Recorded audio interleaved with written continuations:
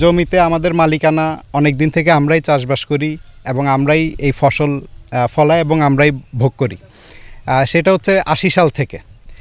এরপর 2019 সালে হুট করে যে জমির সামনের একটা অংশ নুরুদ্দিন এবং তার আরও অন্যান্যরা মিলে এই 2.5 একর জমি বেদখল করে। আমরা যথারীতি আইন অনুযায়ী আদালতে এটা জানাই এবং সেটা আদালতে এখনও বিচারাধীন। আদালত 144 ধারা যে স্ট্যাটাস কুয়ো বজায় রাখার কথা বলেছিল, কিন্তু দুঃখজনক যে এই নুরুদ্দিন এবং তার অন্যান্য সহযোগীরা এই 144 ধারা বা স্ট্যাটাস কুয়ো মোটেই মানছে না। ওনারা পুলিশের সামনে বলেছে যে ওনারা আর কিছুই করবে না, কিন্তু গতকালকে ওনারা এখানে ঢালাইও কমপ্লিট করেছে।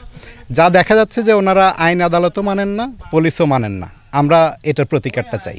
স্টে অর্ডারটা আমি জানি, স্টে অর্ডারটা শুনছি। আসলে আমি কাজটা চলমান কথা বলছি না, আমার এখানে ফ্যামিলি, আমার বসবাসের বাড়িঘর, আমি এখানে তো এই অবশ্যই আমার যে দরকার, আমি আদালতের অমান্য আমি এটা জানি না, এই কারণে আমি মান্য হয়েছে অমান্য হয়েছে সেটা আমি আসলে বুঝতে পারিনি। 1 বছর হোক আর 1.5 বছর হোক, এর আগে তো ছিল ওনাদের দখলে, কিন্তু হঠাৎ করে দেখছি মানে এরা দখলে আসছে, বাড়ি ঘর করছে, হঠাৎ করে মারি গাড়ি মনে করে বাড়ি বানছে, ঘর করছে, এটা আর কি আমরা দেখছিলাম।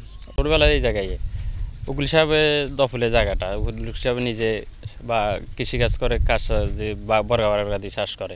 পরে দীর্ঘ 4 বছর দেখলাম এখানে বাড়ি হয়েছে, এখন গড়ও হয়েছে, এটা নুরুদ্দিনে করছে, এটাই।